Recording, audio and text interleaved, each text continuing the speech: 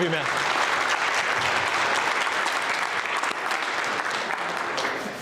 So, does this sound okay for the folks in the back? I just don't know where I need to put the mic. We're good? Awesome. So just help me out. Anybody from the West Coast? You know, California, Oregon, awesome. You and I got like 6 hours going home tonight, so. I came out yesterday, going back tonight.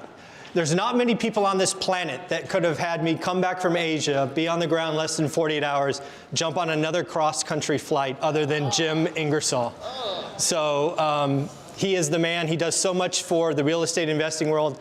I just had to do this for him. And again, this is his topic. You know, we talked about this a couple of times, going from 8 to 80. What does it look like? How many landlords in the room, you have at least one rental home? Awesome. We are going to get along just fine. I used to present for a living way back when I had a day job. It's been 2 years. I retired from work 2 years ago. It's an amazing feeling. We're going to talk about that today. So if you have a question, just raise your hand. I promise you the worst thing that I will say is it's later in the presentation. I am here for you at Jem's request. So let's have some fun together, okay? That's the only agreement that we have is let's have some fun, okay? So how many of you have either bought or read the book One Rental at a Time? Thank you, thank you, thank you. If you haven't read it, it is the story of my wife and I going from a single rental house on Norris Drive in Fresno, California, through 15 years and ultimately financial independence. We started in roughly 2001. And if you know the time frame, that means we bought all the way up the crash, we survived the crash, and we came all the way back. So that book right there is a pretty exciting 15-year journey. If you want to know about buy and hold real estate, it's in there. It was kind of my answer to Rich Dad, Poor Dad. Rich Dad, Poor Dad changed my life. It gave me a new mindset, but it didn't tell me how, right? It talked about a condo in Seattle and a condo in Honolulu, Hawaii. I'm like, all right, well, what's next, right? So I had to document our entire story. It's all in there, the good, the bad, the ugly. And if you have read it and you haven't written a review yet, I'm giving you an hour and a half of my time. Can you give me 5 minutes of yours and go back to Amazon and leave a review? Yes? Yeah. All right, I have 119 as of today, so I better have like 150 when I get on that plane later today. The other thing I do, because again, I've been out of work for 2 years and I'm a kind of type A person, is I had to find something to do. So I produce daily content on my YouTube channel called One Rental at a Time. Who saw I actually put up a video this morning at 4:30 in the morning Eastern? It was a live stream, so it was live from my hotel room in room 435, I think it was. I've already checked out, so you can't put bills on my tab. It was about the American dream this morning, the 5 things that I think about when I think about the American dream. So you can check it out. Again, daily content there. Also on Instagram, somebody takes the other thing I put out and they put up Mike Zuber quotes on Instagram. Everything I do is one rental at a time. So here's the deal. In the book, I sort of talk about our journey, and I think there are really 3 stages real estate investors go through. Stage 1, just to set the context, is when you're getting started. I believe the most important thing you have to do when you get started is learn your market. You're going to hear me repeat things throughout this presentation. And also, just so you know, you actually don't have to record this, because I did a dry run and posted it on YouTube. It's scheduled to go live in like 4 hours after y'all see it. So you can just sit back, relax. There's like 2 spelling errors that are in the draft that aren't here, but that's like it. That's the difference. All right, so just enjoy. Let's have some fun together. So you got to learn your market. So this is what I mean when I say learn your market. I believe the whole secret to being a good buy and hold real estate investor is answering one and only one question. Let's see if anybody follows me. Anybody idea what the question is? What price do I buy at? Kind of. Kind of. Would I live there? No. I don't even live in any of my rentals. Are you kidding me? No, it is it a bad, average, good, or great deal for my market and my asset? I don't care what market you're investing in. I don't care about the asset type. I don't care. right? I believe every market you can, if you do your research, you can find what is average, what is bad, what is good, and what is great. That's the question. That's the only question. After that, it's all, everything else follows that. Doesn't matter. Unless you're doing good and great deals, you know, that's the only thing that matters. You got to understand the ups and downs of being a small-time landlord. So most of you raised your hand. How many of you had to evict more than 12 people in a year? Yep. 20? Well, I got a property management company, so it's Oh, no. Come on. not 20 out of my own, but 12 out of my own. 12 out of your own. All right, we can play. Right? It happens. Where you got to understand that being a small-time landlord, there are ups and downs. And anybody think it's better or worse to be a landlord in a good or bad economy? Well, it kind of depends on what you own, but it's different. The best time to be a landlord is right now. Rents are going up. Everybody got a job. You lose your job, you get another job. Right? Even if you're living paycheck to paycheck, you're not out of work long, right? Everybody's seen those unemployment rates sub 3.5%. It won't be like that forever. I'm sorry. It will change at some point. Okay, so again, phase one, stage one, whatever you want to call it, I believe lasts at least 5 years. And we'll talk about that a little bit more in detail. It's 5 to 8 years. It lasted for me 8 years. Stage two, I'm not going to give anything away. That's the topic of this presentation. But just because I've been there, stage three, that's where financial freedom is.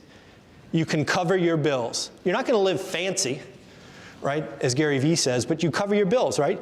You got 10 grand in bills, you got 12 grand coming in. You got 3 grand in bills, you got 5 grand coming in. Whatever it is for you, right, you don't have to do anything anymore. That is a wonderful place to be, right? Do what you want with whom you want, right? When you want, it's awesome. You will get to a point where you are going to look at your portfolio, and at least we did, is we rejuggled debt, right?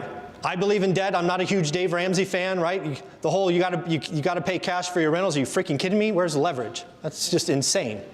But when you're done, maybe lever up some, pay off others, create multiple different piles, so God forbid 2008 happens again, they can't take everything, right? So rejuggle debt.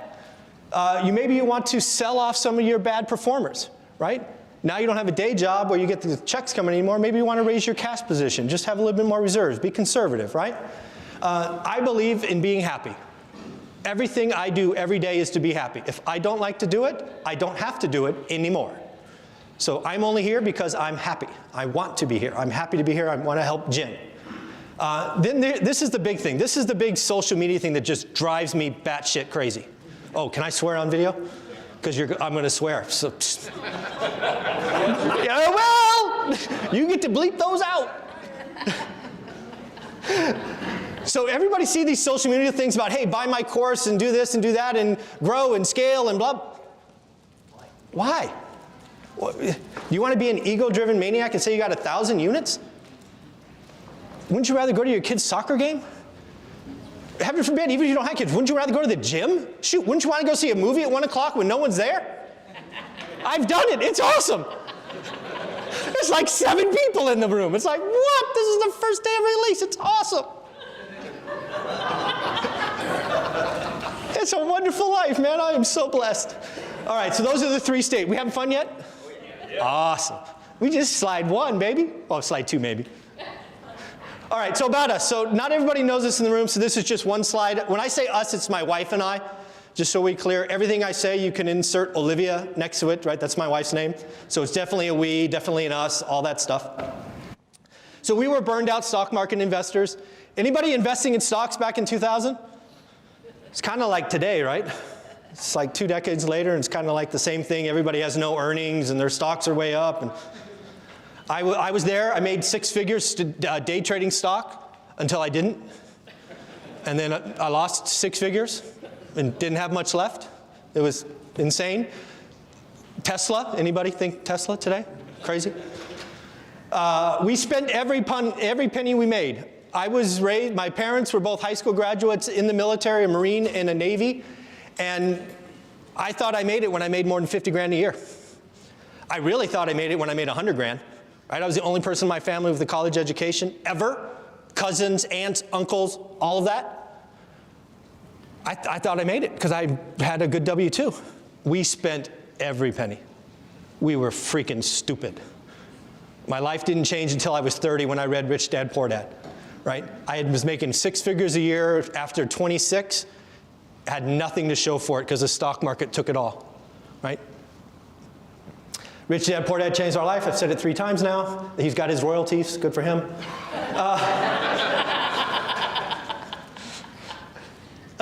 25 million copies that guy sold, crazy. But it didn't tell me how to get started, right? It did change my mindset. I will be ever so grateful for that purple book. It really helped me. I wouldn't be here standing today without it, but it didn't tell me how. Also, I happen to live in the Bay Area. Anybody knows the Bay Area specifically? It's called Mountain View, California. Woohoo! We got terrible, my condo is 1.6 million. Are you freaking kidding me? Why does a freaking 1,300 square foot condo go, this is stupid. Freaking Google employees all around me, it's amazing. But again, I couldn't buy a rental there, right? Anybody here live in an expensive market where you just can't buy a rental? It just doesn't make logical sense. I spent 52 Sundays looking for the freaking magic street in the Silicon Valley where it would cash flow. Because every book I read said invest 30 minutes from home. Anybody read those books? Fucking hate those books. Sorry, I told you you're gonna have to bleep some stuff out. Jim's not inviting me back. You swear too much. So it's too expensive. So we ended up finding a market in Fresno, California. It's 2.5 hours one way. So if I want to go see a house, it's a 5-hour commitment minimum. Minimum. Yeah. I'm sleeping in my own bed. Yeah. So again, you can find markets close to home. You just got to be willing to drive. Most areas, Manhattan, Miami, LA, if you get in a car and drive 2.5 hours, usually you can find a market that's more affordable. Everybody agree? Yes. Right? So I know there's a whole out-of-state, in-state, all of that. I'll just answer that question now for me, Mike Zuber, Olivia's opinion. I used to travel a lot on airplanes, and I was not going to go get on another airplane to see my rentals because I'm a control freak and I'd want to see them at a drop of a hat. So that was my answer. I was not going to get on another plane, but I was okay driving. Right? So that's how I had to answer that question. Because if you're willing to go 2.5 hours by car, you can go a lot farther 2.5 hours by plane, right? But that was what was important to me, and we've stayed there ever since. So again, we knew no one, never been there. I still have never spent the night in Fresno, California. People think that's funny. I own almost 200 units there now, and I've never spent the night. I've had long days, right? I'm up at 4 a.m. and back at 11. But I used to spend 100 nights in hotels. I don't enjoy that. So I will go and come back. I've still never spent the night in Fresno. We didn't have any systems. We didn't know anybody. Nobody in my family ever owned any rentals, right? We were jumping in with Rich Dad, Poor Dad. It's like, we're going to do something different. We're going to change our future. So we bought our first rental, and it was horrible. Like, horrible. I'm shocked I'm standing here today. So here's the quick story of it. It's actually a video on my channel where I go to it in detail. But we did everything correct. Credit check, reference check, income check, criminal records, all of that. One thing we didn't check was, are they happily married?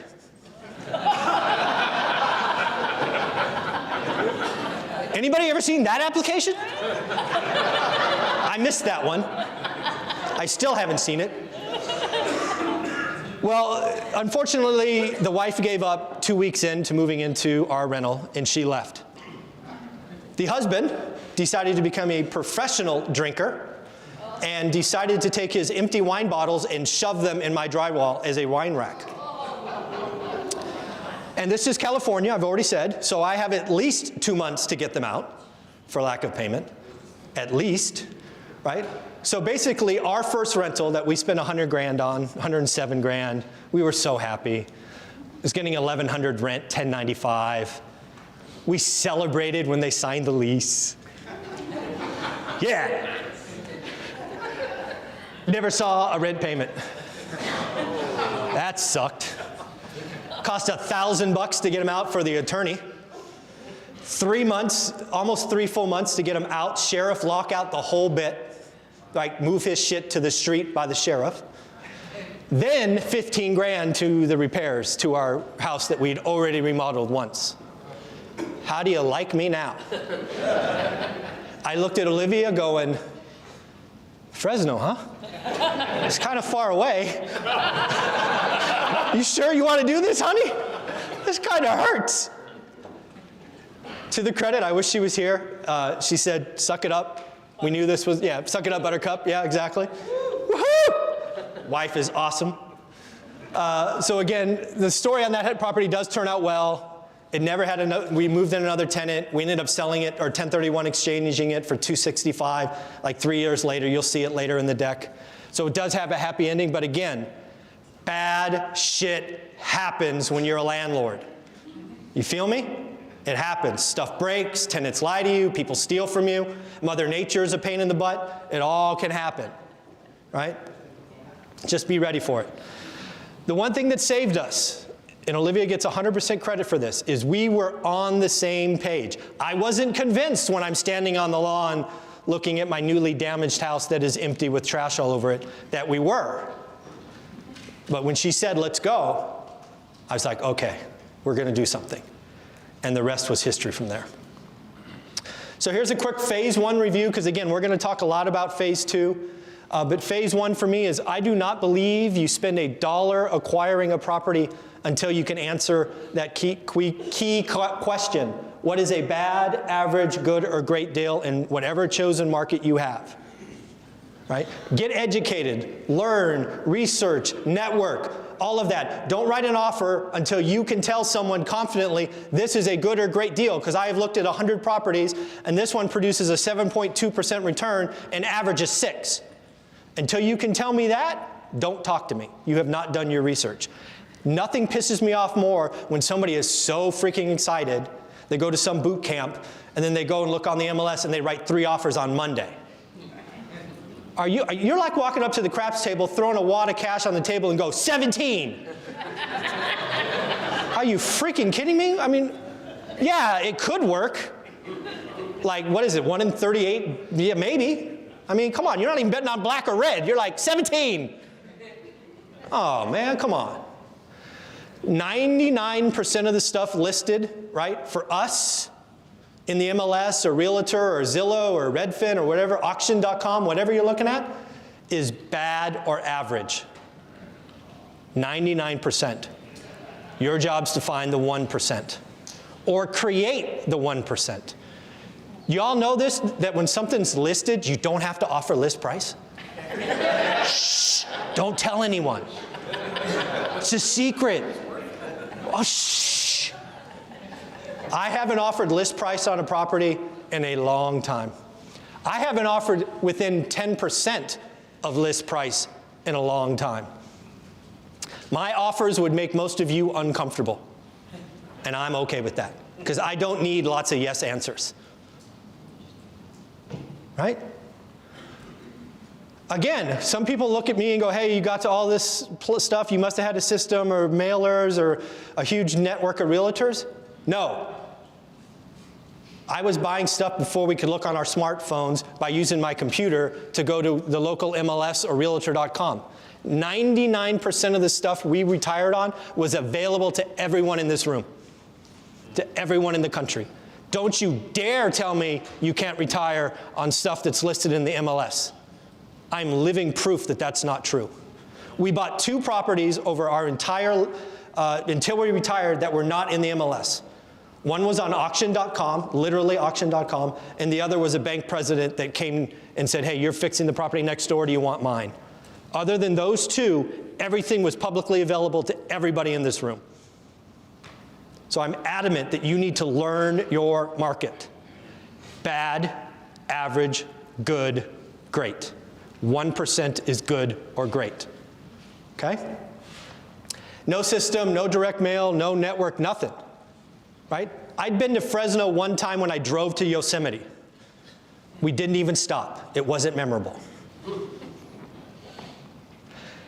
Okay? The only thing I knew how to do is to compare deals. Right? I could build the spreadsheet. I can understand what cash flow would be. I can understand what I now call yield. Many people call cash on cash. Anybody in this room ever compare a house with an apartment building? Yeah, most people don't. I do it all the time. I don't care. It could be a studio apartment or a studio house, a little 500 square foot house built in the 20s. I could compare that to a 20-unit apartment building. Same spreadsheet. All I want to know is how hard my cash is working. And cash means down payment, make ready, closing costs. Okay? It's really a simple equation. The numerator is expected yearly cash flow. The denominator is all the cash in the deal. Also, we knew what part of town to avoid. Anybody ever see those social media posts about all those 12 and 17 and 18% returns in pick a state? Ohio or wherever? Well, most of the great returns in Excel come from parts of town that you may not want to put your money in. People are selling you in a spreadsheet. You need to go see these things, right? We had 2 rules. There were parts of town we would never buy in. Also, I had one more level. Olivia had what we called the veto rule. I don't care how long it took me to get a deal. I don't care how great a deal I thought it was. If Olivia saw it, and we saw everything we got in escrow, everything, she could veto it on the spot, no questions asked. She could have a tingly feeling, and sometimes I asked her, she goes, it's on a T, she's Asian, so she talks about feng shui all the time. It's on a T intersection and it's bad. I'm like, I don't care. You want no? Okay, great, move on. Let's find another one. Whatever the reason, it was no argument. She had veto power. Good husband. Just 30 years, baby.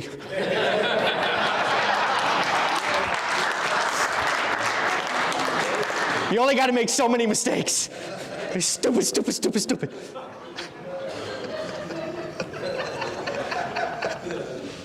Told you this is going to be fun. So it took us about 7-8 years to exit phase 1. Okay, so let's talk about next. All right, now for what Jim wanted me to talk about, 8 to 80. So here's the setup. The big key to phase 2 is you're re-leveraging capital that you spent in phase 1.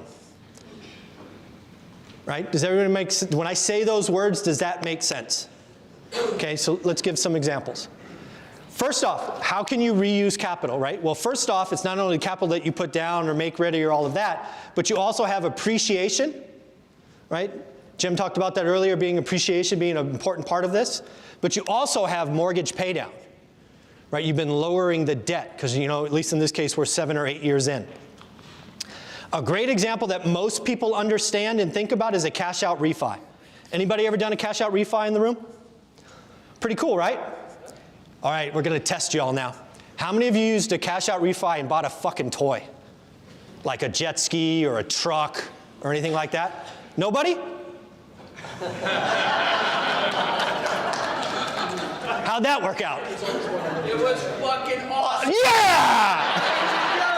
I ate a 3-star Michelin restaurant. I drank expensive wine. Are you kidding me? It was awesome. You got the memories to prove it. I still remember it. Yeah, you clearly didn't drink enough. Don't do that.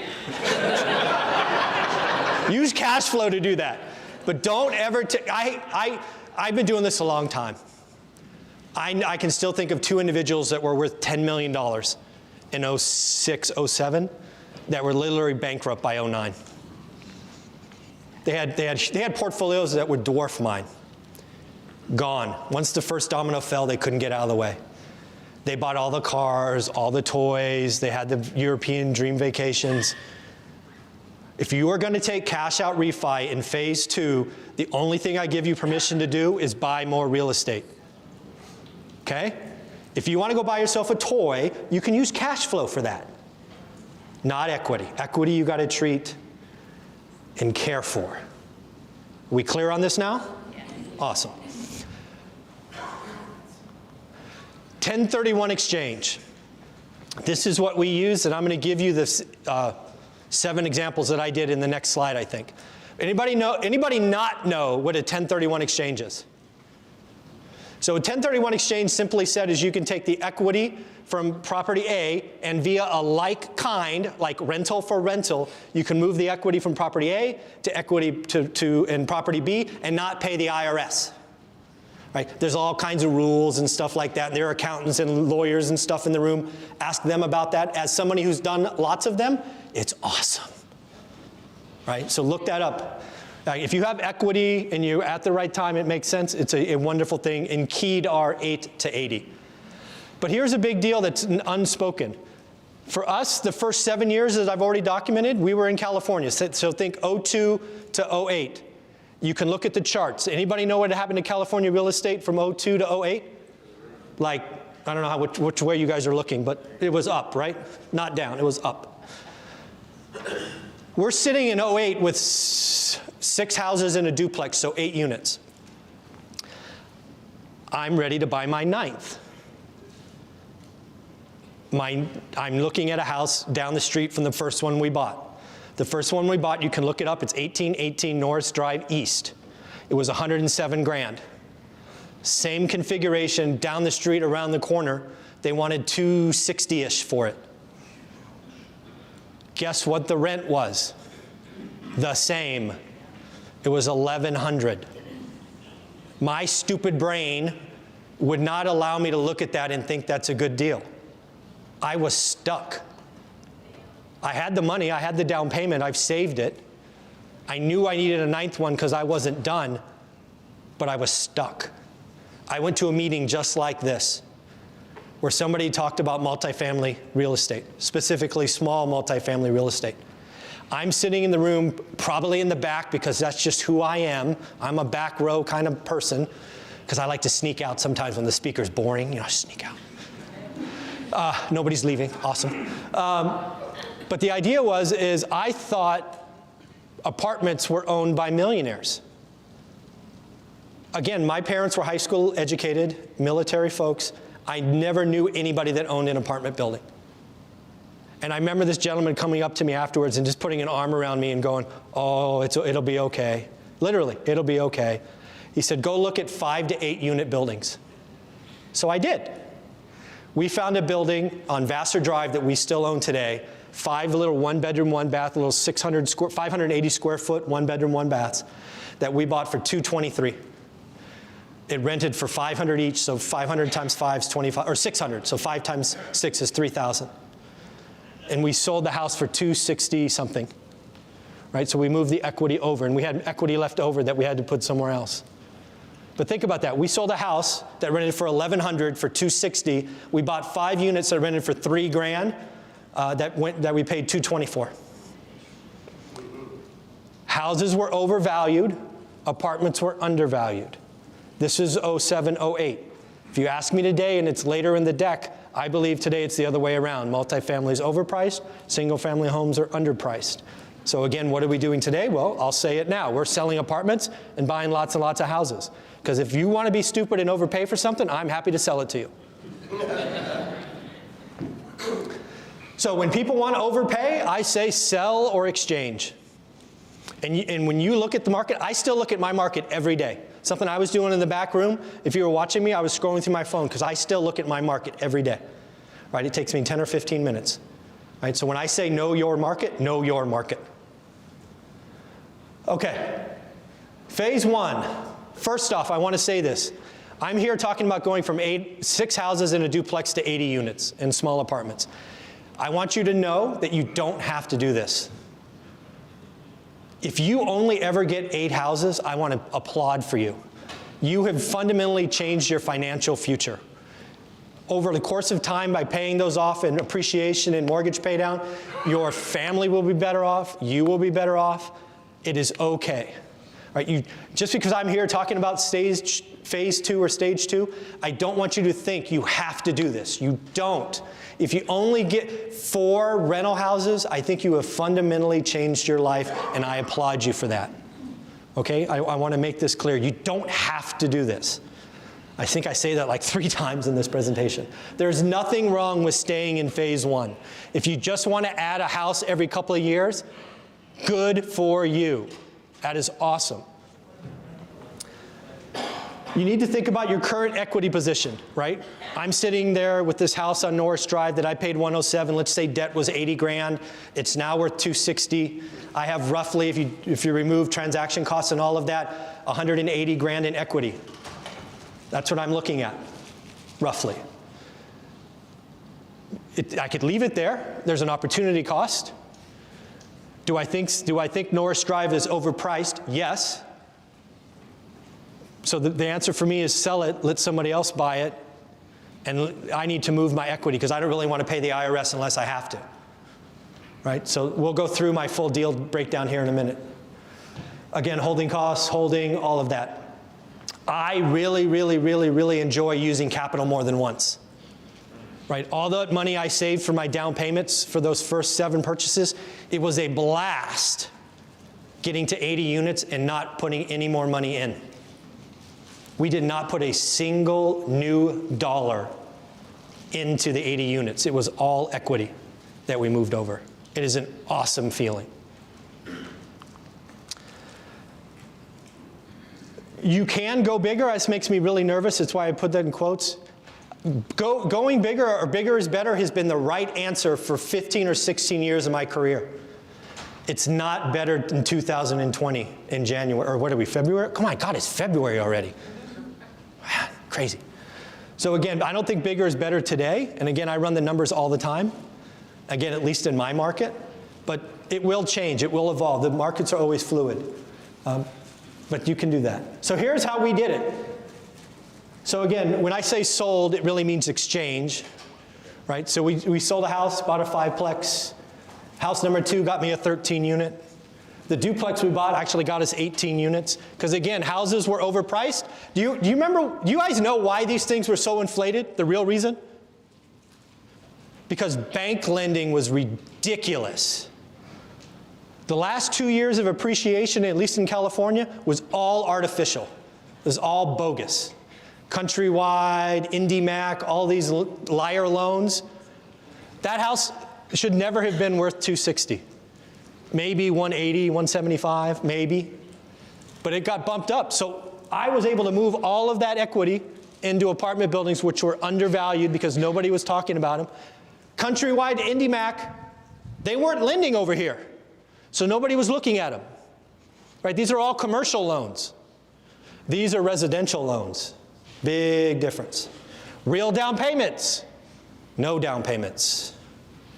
Real asset statements. Liar loans. I mean, if you tell me I'm wrong, that's what was going on. It's already here again. It's every day. Man, no doc commercial loans. Oh, I know, it's crazy. Things repeat itself, don't it? We've seen this before. It's like, oh, this is going to hurt. Oh, it's going to hurt. The only question is when. It's going to hurt. Not going to hurt me, but it's going to hurt somebody. Yes. It's going to hurt somebody. So again, so the other keys to this, again, in this transition from 8 to 80, I did the math for you, right? No new cash. Olivia and I did not take 1 penny out of our checking or savings or money market accounts to go up. It was all equity, either appreciation, some of our down payment was reused, or our mortgage pay down. Okay? All of that was there.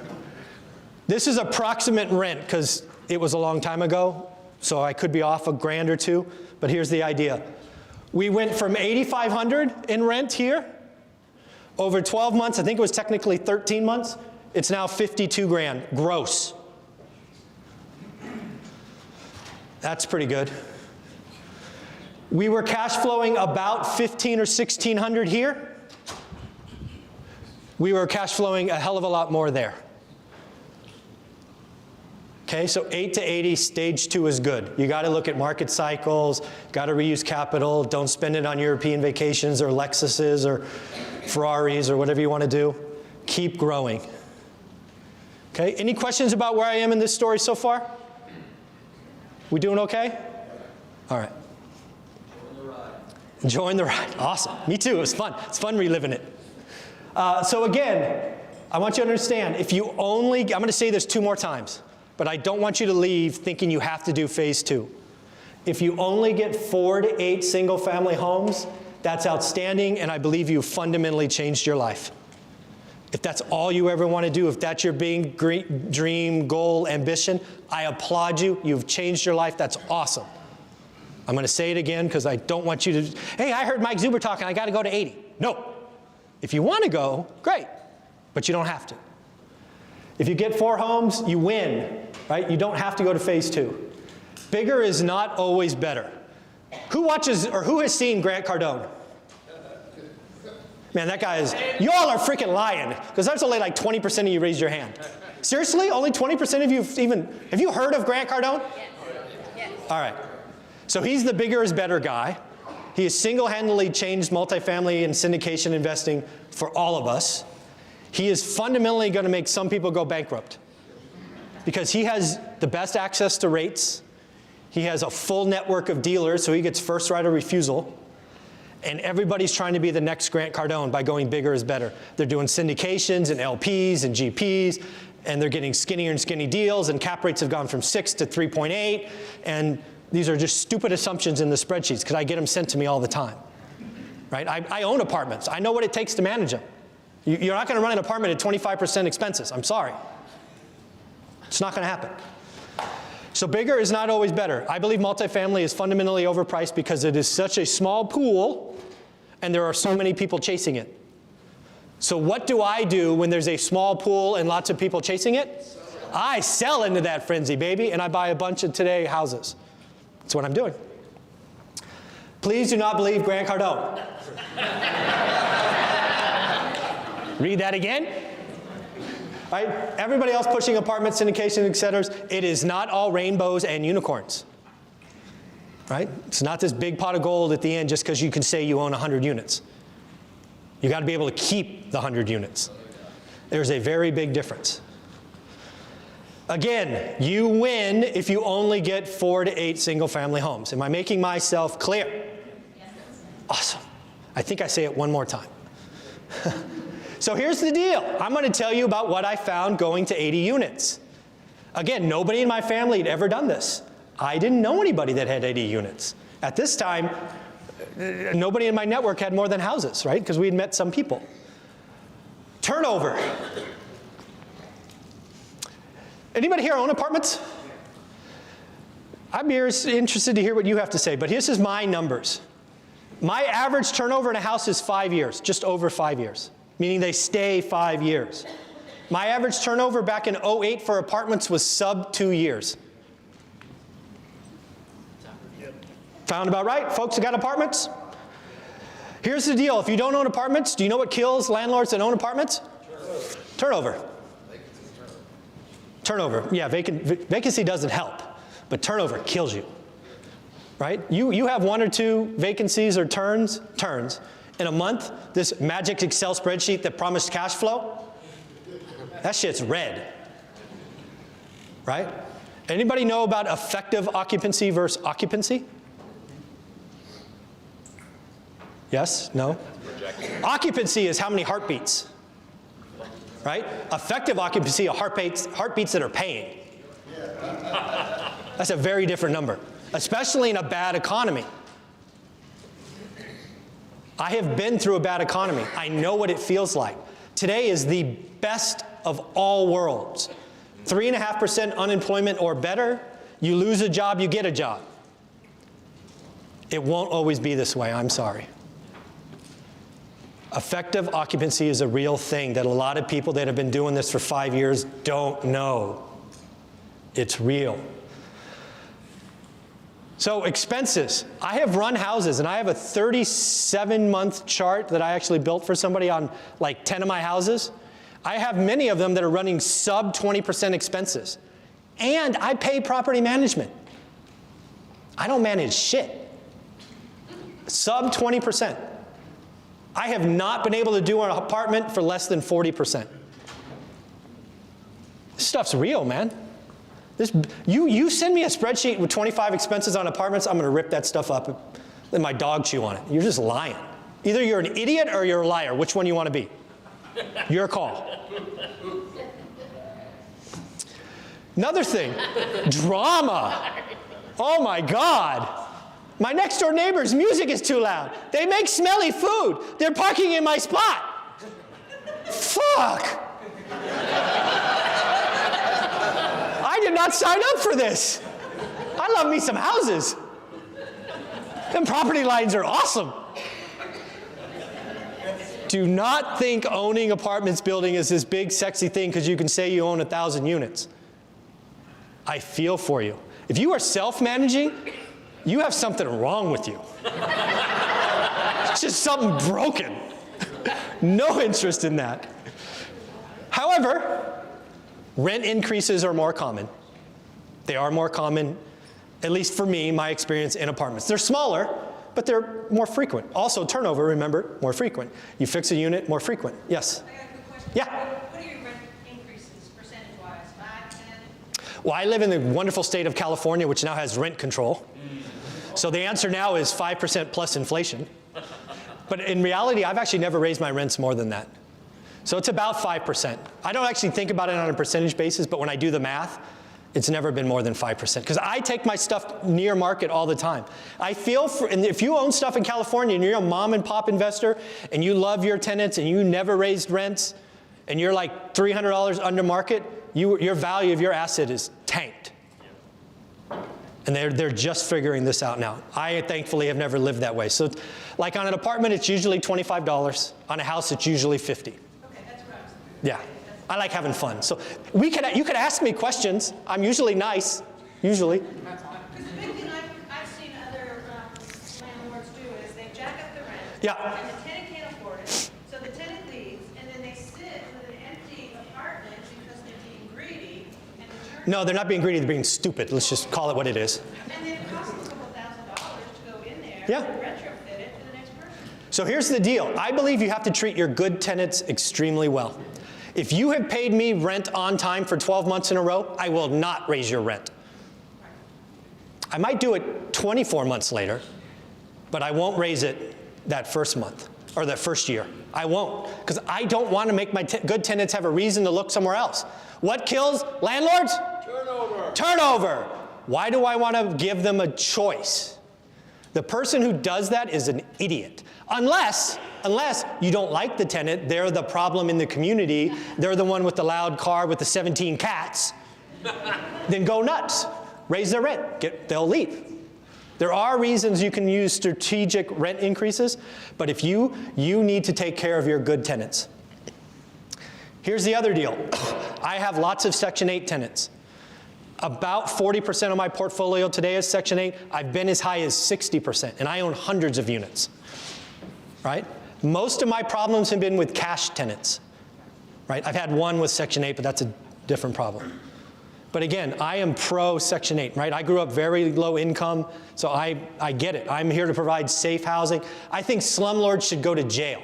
I think there's a special place in hell for slumlords. All right, let's just get that on the table now. I over-improve my stuff, laminate flooring, countertops, undermount sinks, the whole bit, right? But then I get maximum rent. It's not better tenants, right? I can be selective. So again, increases are more. Cash flow and spending increases substantially. So again, we had put about probably 120, 150 grand somewhere in there into the first 7 purchases. Remember that spreadsheet over here, or that PowerPoint? Remember the 6 houses in a duplex? We had put about, let's just say 150 grand into buying those. Down payment, make ready, closing cost, all of that. All that moves over to the apartments, plus appreciation, plus what we had in mortgage pay down. Our income went up. Our real net like spendable cash flow went up dramatically. So it is true. But remember, expenses go up. They went from 20 to 40, all these things, right? But it's still net went up, right? My gross was 85 to 52. So if I'm not making more, there's a real problem, right? So it is true. The transition for us, key growth, but it wasn't without challenges. Again, the drama, the turnover, the bad economy. We had several months where 50% effective occupancy. What do we talk about? Occupancy versus effective? Heartbeats versus heartbeats paying, right? 50%. Because people were losing jobs. Both husband and wife were losing jobs. It was scary. I have invested in a bad economy. Okay? So it's not for everybody. You have to have more reserves, and you'll see me talk about that later. You have to have more reserves. Single-family homes are much, much, much, much, much, much easier to manage if you work full-time. If it wasn't obvious, we still had a full-time job. My wife still had a full-time job. I traveled over 100,000 miles a year on airplanes. I wasn't sleeping in my own bed 100 nights a year, so I was out on the road. If that is your life, single-family homes are much, much easier to manage. And again, I'm paying property managers, so when I say manage, I mean return phone calls, answer emails. Do we start evictions? Do you approve this expense? Do you have this exception? Right? Do you want to do double deposit? Right? All those things. Again, if you are running fast and hard at your day job, and you only have like 7 seconds a day you can spare, houses are probably better for you. I would never self-manage apartments. You have a screw loose if you're doing that. Anybody doing that? Because again, if you are, bless your heart. That's just drama I don't want. Hi, scary. Okay, so things to consider. If you're going to go to 80 units, you better have stuff in place. Processes and procedures better be tight. Your evictions are going to go through the roof. I went years without having an eviction when I only owned 8 units. Years. It's hard for me to go months now without an eviction. We have to have a process for expenses, right? What's the threshold? Anything over 50 bucks, 100 bucks, 200 bucks? When do you get pictures? When do you have multiple bids? Right? All these things you better figure out. Tenant selection. What do you have tenant selection? What was it? 720 credit score? I forget what Jim said earlier. What's your box? Is your box different for apartments? Probably, right? Right? So you got to figure. You better get tight. You better increase your reserves. When we had 8 units, so 6 houses in a duplex, our reserves was right around 20 grand, 18, 20 grand. Separate account, couldn't touch it, off to the side, only come hell or high water. We found that we had to increase our reserves to almost 50 grand. And we didn't know that up front, so we were surprised.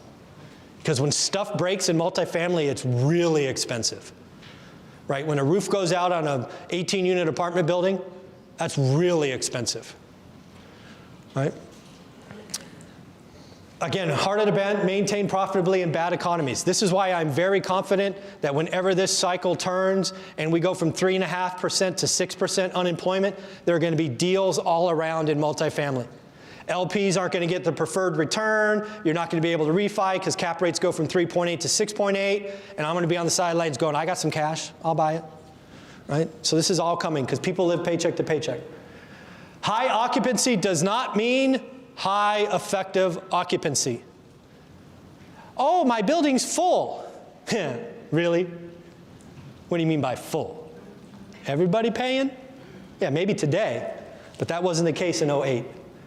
Also, get ready for bad months. You run 8 houses and you've got equity and position and cash flow, you will probably cash flow every month. You have 80 apartment units, I guarantee you will have some negative months. You will have some monster positive months, but you will absolutely have negative months because you'll have 3 turnovers, plus you'll have a roof leak, plus you'll have a slab leak, plus you'll have a plumbing, it's crazy, right?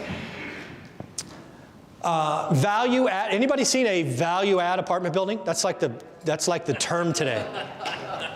I got a value add apartment building for you.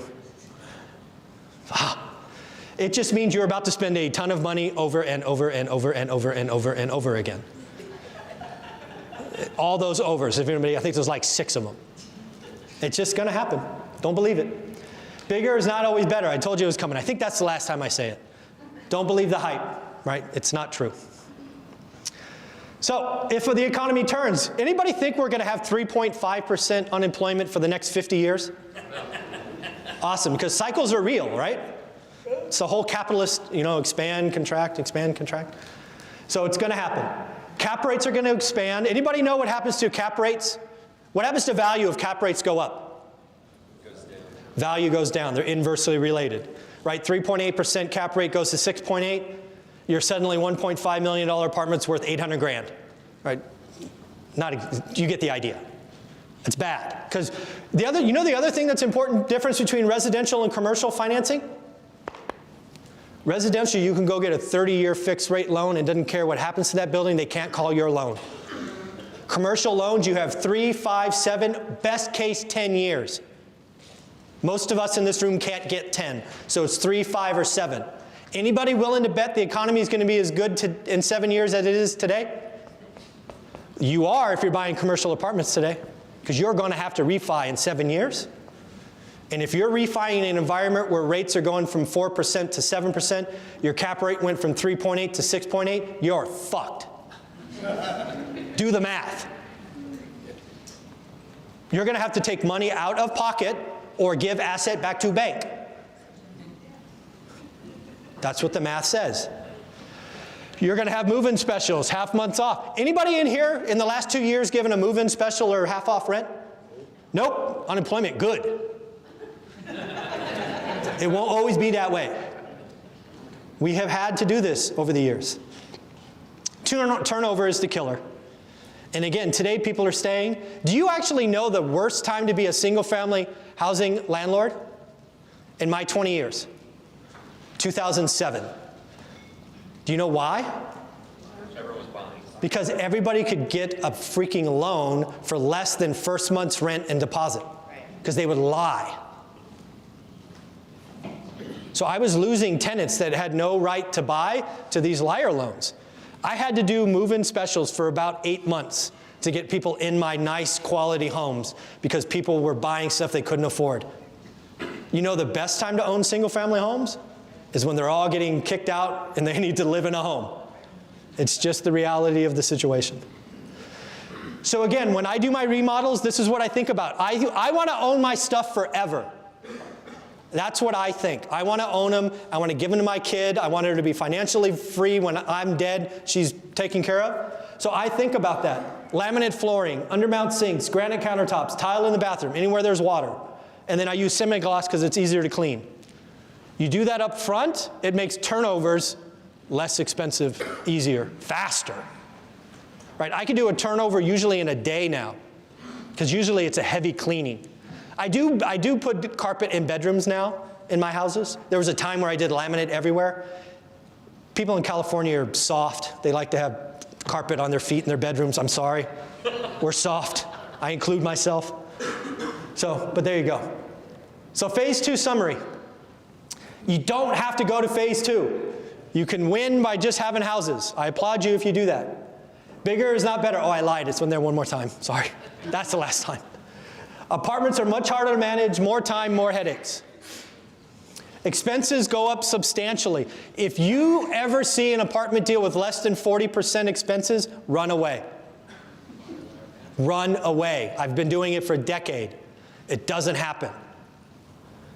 Market cycles can make selling or exchanges no-brainers. There are events like this going on around the country where there are gurus getting everybody psyched up. And you're going to run out and buy stuff. I will sell into that environment. And today, everybody is running at multifamily. I just sold an 18-unit apartment building for $100 grand more than it was worth that needed $200,000 in immediate investment. Some stupid syndicator came across, got a bunch of LPs to kick in cash for equity, and they're going to run it. Like, I'll buy that in about 4 years. Fine with me, right? And then I just went and bought a bunch of houses, or exchanged to a bunch of houses. Cash flow can increase substantially, so it is a good thing, right? Phase 2 is real. 8 to 80 is real. 8,500 to 52 grand is real, right? So it is powerful. So houses can be overvalued. Back in 07, 08, they were overvalued, so I sold. Today, multifamily is overvalued, so I'm selling. Not all of them. I'm keeping some that are monsters that cash flow great that I want to hold forever, but I'm selling some of the less well-performers, yes?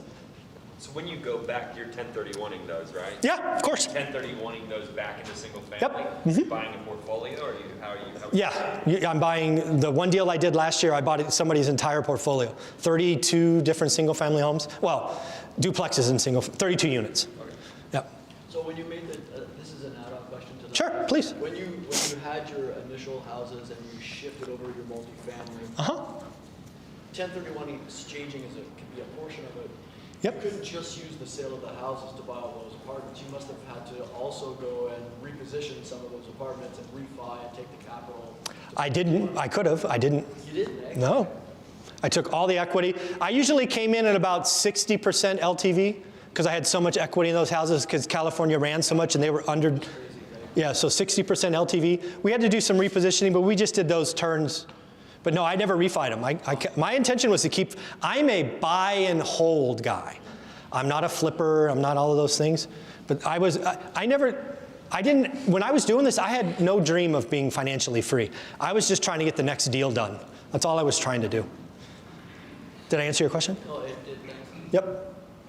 Any other questions? I've been talking a long time. Yes, up. I understand you can't 1031 exchange for lower value. Well, you can't, but if you buy enough houses and the value of the portfolio is bigger than what you're selling, you can go back. You can go from apartments to houses. It's just I bought 32 units that was worth more than the apartment building. So you have to up level. It's called up leg, I think it is. You have to go bigger. The value has to be bigger and it has to be like kind. Rentals for rentals. It can't be owner occupant, stuff like that. Thank you. In the back, yep. Can you talk a little bit more about any percentages that you set aside? I think you said you have to increase your reserves. Yep. Just give a dollar amount. Is there like a certain formula that you use for that? So I don't have a percentage. I can only tell you what I've done. It's just who I am. So when we had our first house, we started with $5 grand in reserves. Again, we set up a separate account, not auto-linked to anything else. It was a rainy day fund that we never thought about unless the water heater went out or the roof went out or something. And as we added more, we increased that by $2,000 a house. So as we went from 1 to 2, 2 to 3, so that got to be around 10 or 12 grand when we had all those 6. Then we went to the apartments. We actually didn't increase our reserves until we spent it all. We're like, oh shoot, this is painful because apartments are expensive. So that's when we increased it to 20 or 25 or whatever I said, right? So you just have to have reserves. So I'm sorry I don't have a percentage. Yeah? Are there any multifamily that you would not buy, like a certain style of multifamily, or if they have certain features, is there stuff that you stay away from? So is that a question about today or the grand scheme of 20 years of investing? So in the grand scheme of investing, I will look at any deal that's a rental. I'm a landlord. So I put them all in my spreadsheet, and I figure out what's going to produce the highest cash-on-cash return. I call it yield. So I don't discriminate, right? I'll look at all of them. I do want to do land, so I don't think I would do a leasehold, for example, right, which is popular in some states. I don't think I would look at that because I don't own the dirt.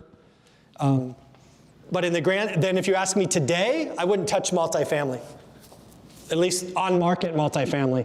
I did buy one package last year, but that was a relationship purchase. And owner financing. Owner financing is awesome. Sounds like you guys had a presentation on that yesterday from Walter. Awesome. Right, when you can organize that, it's really powerful. Does that answer your question? Not really? No, Mike. So let's say there may be some older multifamily that has boilers for their heater system or top roof air conditioning. I have those, yep.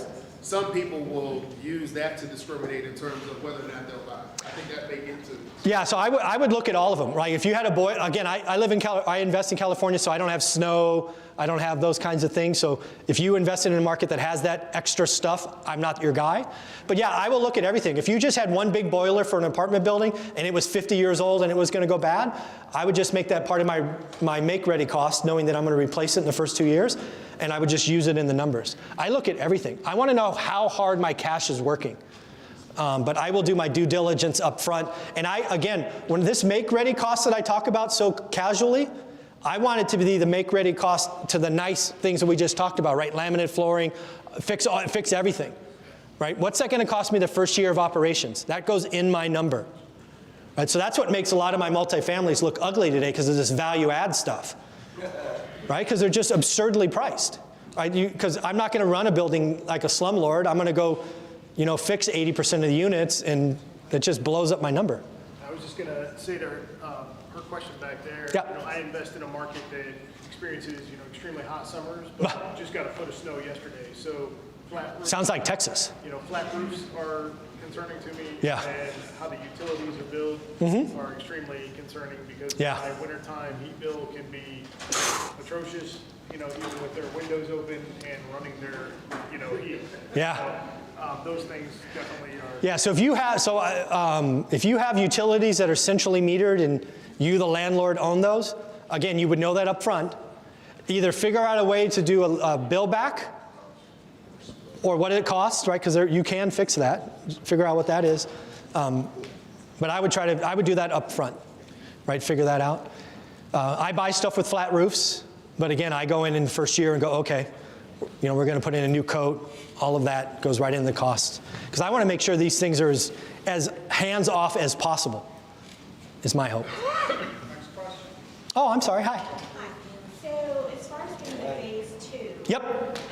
how long do you wait when you do a cash out refi? Like what percentage of equity do you look for before you convert and buy? Say you have 4 and you want to get to 8. Okay. Oh, I like that. So here's my first rule of thumb.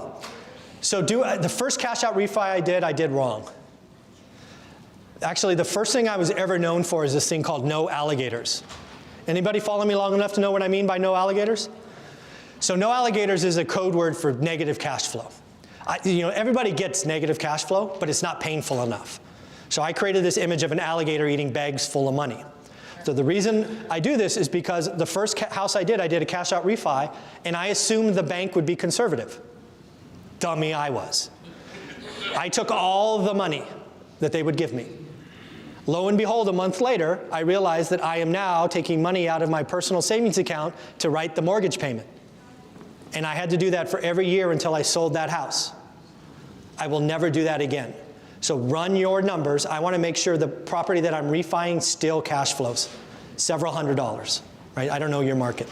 But don't assume the bank's going to be conservative. So that's my answer to that. Keep positive cash flow. I get that question a lot too, so let's just talk about that for a second, because there's elements of wealth building that come into play. And lines of credit, I know people strategically use lines of credit, but they can also be like crack cocaine to a real estate investor.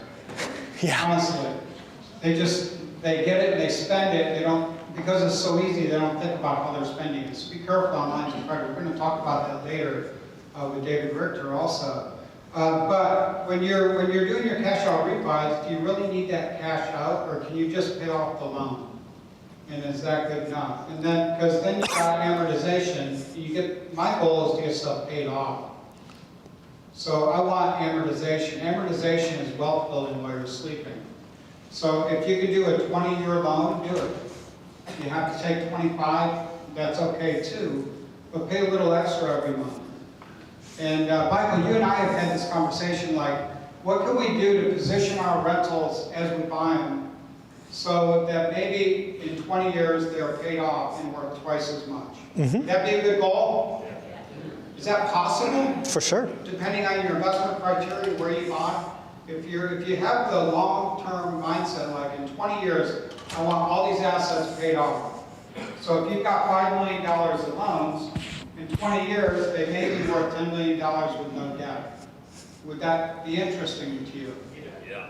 Okay, that's a good question. I'm really glad you asked it. Other questions? Sorry for jumping in, Michael. It's your show, baby. We're on a podcast. We've done this multiple times. Yes. Who else has a question on building a rental portfolio, scaling it? Another question? Here we go. I'll come in. Don't worry. No, Did you stay in no. Fresno or did you expand? Stayed in Fresno. We did look at Texas and Nevada and some other markets in 08 when we were making that decision. But we stayed in Fresno. We didn't want to build a new team. We didn't want to risk what we had. We're happy. We did stay in one market.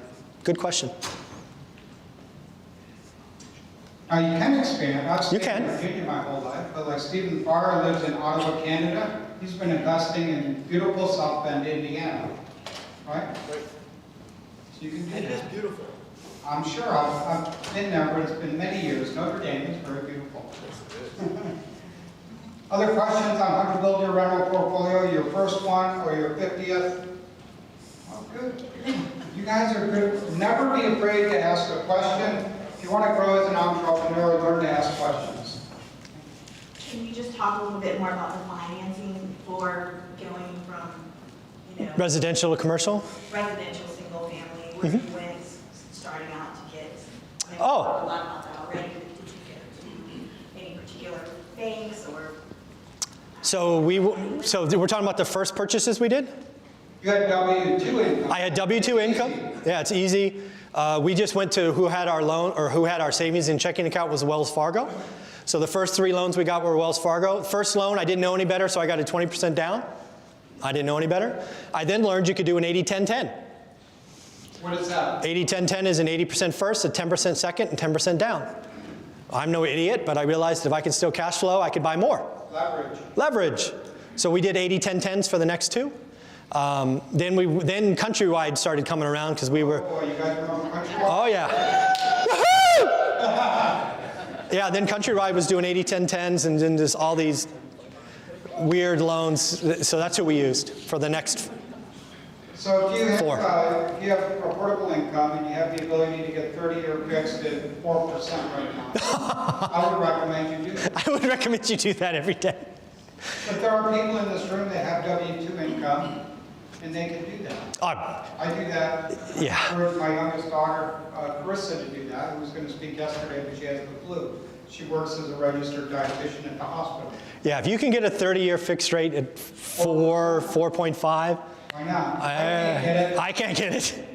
I'm jealous. You get up to, I think, 8 of them, if anything, or 10. 10. 10's. You guys, mortgage people know, right? That's 10. Is it 10 per person? Person. Very? It's 10 finance, so your primary accounts is 1. Yes. And 9 others. So now, if Cheryl and I both had jobs, I could get 9, she could get 9? No, well, depends on whose name they're in. Yeah. All right. It's per person. Something Person. consider, right? It's per person. Yes. Imagine getting up to 18 houses, 30-year fixed at 4% interest. Aww. Is that, It's right? still investor, you're still going to pay a higher rate. Yeah, of course. You're going to pay more like 4.8. I just, 4.5. yeah. I Yeah. mean, I would Killing me, love- 4.5. Yeah. This is what I do on those, just to let you know, I'm a mortgage banker today. I have rental properties, so I'm a W-2. So what I did, I bought cash. Okay. I don't have to do that, but I bought cash from my properties, there's no debt on it. Nice. I moved those properties out of my name into a LLC. Therefore, when I go for my mortgage on one of my investment properties Yep. at 4%, Yep. my properties in my LLC did not show up on my Correct. credit report at all, Yeah. and therefore they're not considered a finance profile. Yep. Even if they show up on your tax return, It's different EIN. Yeah. tax is good? Yep, because it's under my LLC. Okay. So that's a way to get past that. Yeah, so the question was if you're going to go down that route of getting all 9 in your personal name, then how do you, the trade-off of the liability and risk? Mary Hart, I think, is still in the room. Just outside. Ah, Mary, I was going to give you a plug. So talk to an attorney. I am not an attorney. I am not a. Mary, hi! Woohoo! Wave hello, Mary, blow some kisses, whatever. Hey, Yeah. So talk to entities. Talk to an attorney. Talk to someone like Mary Hart. one thing She's amazing. I want to consider that, and I'm not going to tell you how to do this, we don't provide legal or tax advice, you guys remember, is a period of time after the refi, consider deeding it over to a trust or an LLC. Talk to your attorney about that. And Cheryl's going to talk about that in a little bit also, right? So I'm not telling you how to do it, but that's what I was strongly considering. All right, any other questions? Okay. You can just ask. I like trust better than LLCs. You guys know that now. All right, so person, you're getting your first rental. In addition to accounting like a percentage of your monthly cash flow or whatever, the monthly amount of money from the rent for expenses, how much money do you want to have in cash reserves in general, like a range for expenses on inspection? I would have 5. If you had your first rental home, I don't know your market, your area, but for my first rental home, I had $5,000 set aside. So cash reserves is something that real estate investors ignore and they never plan for. You guys agree? But it's important. The other one? Deferred maintenance. Defer maintenance. Yep. Talk to you all day about that. You got it. It's real. No cash reserve, but I fix everything immediately. I don't Me neither.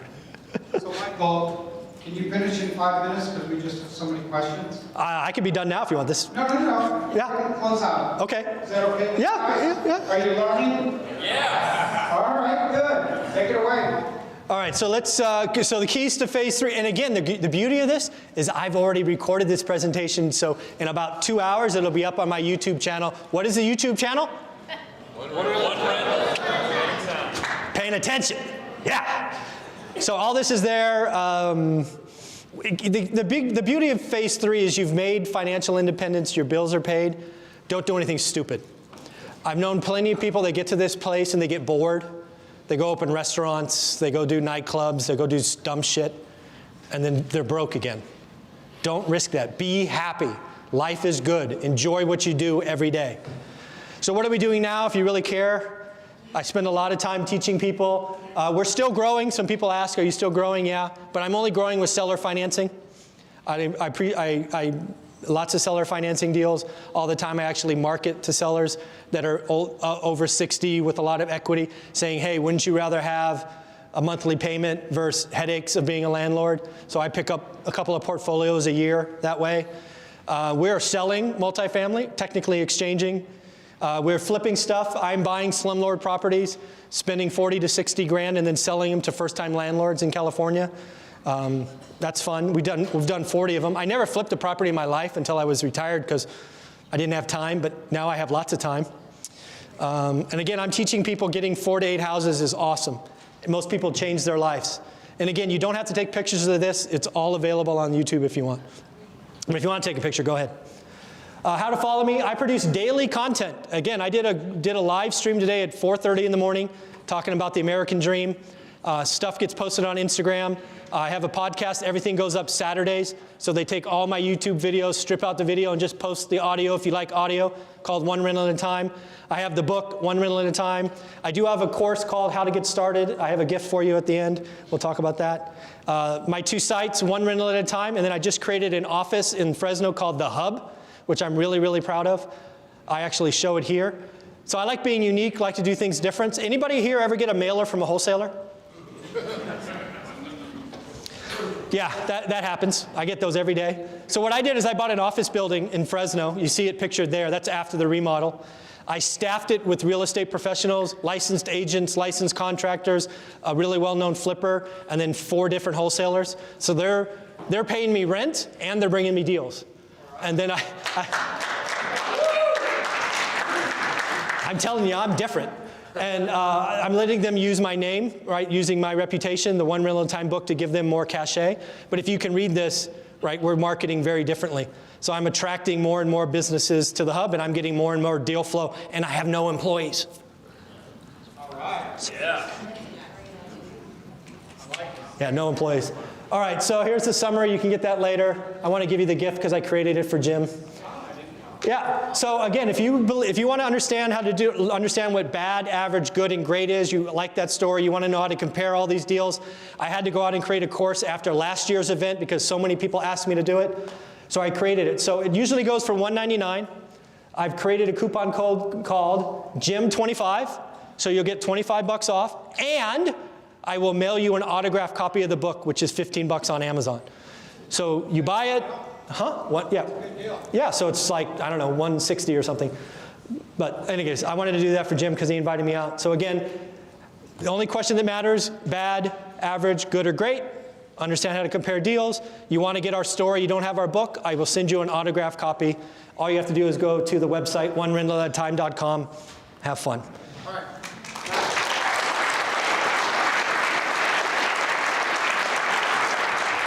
So who's got the takeaway from this morning that you'd be willing to share? I should have cash reserves. Just a little. Couple, really. The first one was the value add opportunities. You know, we hear that all the time, especially in CoStar and LoopNet. Yeah. Exactly. I know it, like, especially here in this market, someone bought something over in like North Church Hill. It's like 80 units or something. They bought it at an auction for like $300K. It's on LoopNet for like $800,000. They didn't do anything to it.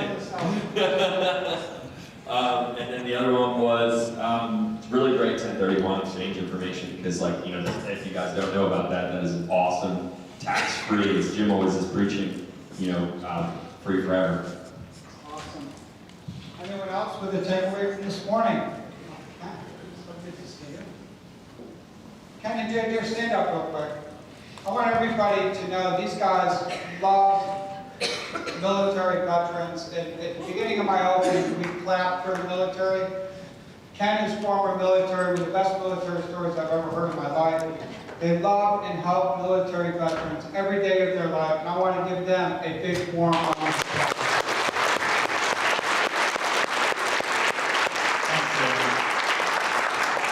And for the people that have not been part of this or have just started, I personally know 80% of everybody who spoke over the last 3 days.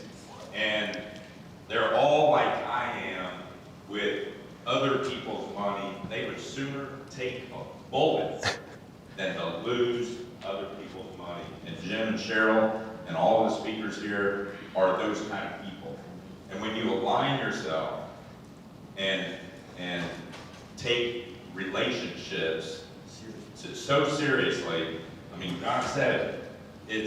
Is Doc Phelps here? Nope.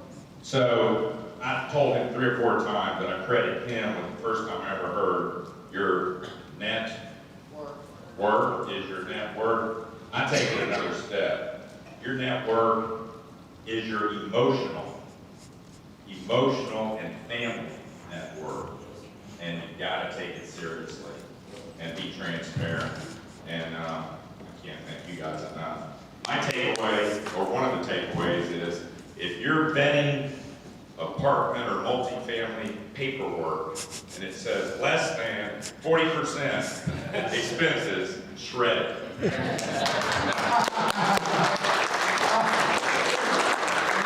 James talked about that a couple days ago too, right? Just because the LoopNet listing says X and is based on some pro forma doesn't mean it's accurate. Yeah. Truthful and accurate doesn't always exist. Yeah. Just very quickly, I thank you for saying it's okay to have 8 units. Yes.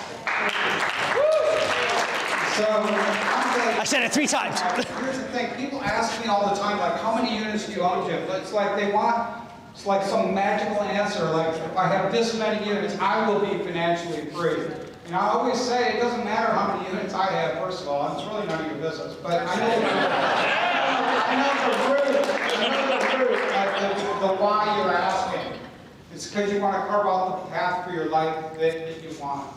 But I have met landlords at the landlord retreat with Jeffrey Taylor in St. Kitts that I've had breakfast with. Cheryl and I have 100 rentals, correct? No cash flow. And struggling. They were all alligators. And I've met people, I remember Peter Ford Kill me now. saying, you only need like 10 houses that are free and clear to provide you with a free and clear life the rest of your life. Woo! That's it. It isn't like this magic, and I guess you talked about it too, it isn't like this magic number, like where you gotta have 800 doors, or you gotta be Grant Cardone, or whatever. You know what I mean? You can do it. That's my take on it. Do you have a follow-up on that? No, I think you said it well. Awesome. I guess we agree, don't we? Yes, we do. So I'm glad you said that, Jane. Anybody else have a key takeaway from this morning? Are we good? Oh, got another one? And then we're going to break, okay? I get excited talking about rentals. If you want to start with nothing, 0, start buying rentals and just keep them. It's not get rich quick. That doesn't exist in real estate. Get rich slow does. Well, mine's real quick because I'm at work too. But I just want to say thank you for saying that apartments are overpriced. That's the hype now. So as a broker, I'm always telling my clients, numbers don't seem right to me. So now I'm allowed to say, well, Michael Zuber said. There you go. That you have the screws. can. You go ahead, they can call me. So- I'm pretty open. I'll tell them. I want to buy apartments, so if you find some, let me know, but they've got to be the right price. And you heard Tom Berry out in the hallway, he had 400 units in Houston. What he said, when somebody wants to pay you too much for your stuff, go ahead. Exchange it. Exchange it, is better. We can always get more. Why pay the IRS, baby? Got another one? You didn't actually say this, but does anybody here know Bill and Kim Cook? Oh, yeah. Yes. So I was at an event with Bill, and he said, yeah, I had somebody who cashed out on their house, and they took the $100 grand, and they went and bought a really nice car. And I said, well, why didn't you do this? Why didn't you take that $100 grand, buy a house, and let the payment pay for the car? And I was like, well, that's pretty cool, because you still have the equity. Absolutely. So, sort of the same thing. So I remember that one of my first boot camps, somebody, I can't remember his name, he moved out of Virginia, but he sent me a picture of his Mitsubishi car in front of a house over, not far from Churchill in Richmond. And he said, like, the people paying that house pay for my car. It's just a mindset shift. You don't need junk in the trunk. Just buy assets. Anyone else? Hey, come on, what, right? Who else? So I have a question as well. But, Sure. as part of the takeaway, again, is kind of going on with what you were saying here.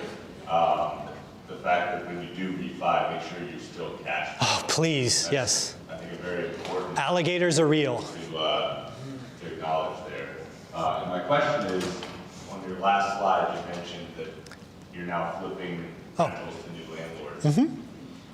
Why do turnkey rentals over flipping to a retail buyer? Oh, that's a great question. Because I'm not greedy. Ooh. Everything I have bought and flipped, I could have sold to owner-occupant in today's market because everything is flying off the shelf. I don't need the extra 10 grand. Landlords will sometimes buy multiples. Like Exactly. I have sold every property before I finished. If I was going to sell to owner-occupants, I would have to have them vacant, done, staged. I would have time risk. I don't want my life is so good right now. So you're more the fast nickel than the slow dime. Every day. And it feels good helping, because so many people follow me now. People are going, hey, I'll take the next one, I'll take the next one. I'm like, great. Good deal. It helps build your community. Absolutely. One rental at a time, baby. It helps build your community. Yeah. So not greedy, like to help. All right, Juan, can you come up real quick? We're going to close out with one more success story. I keep hearing from you guys, you love these stories. I hope. How about a young entrepreneur, a serial entrepreneur that has multiple businesses, including a kickback contracting business? And women and contractors can be a challenge, but you handle it seamlessly. How do you do all these businesses, and what were some of the success tips for you? Well, number one, I have a lot of energy. It takes a lot of energy to do it.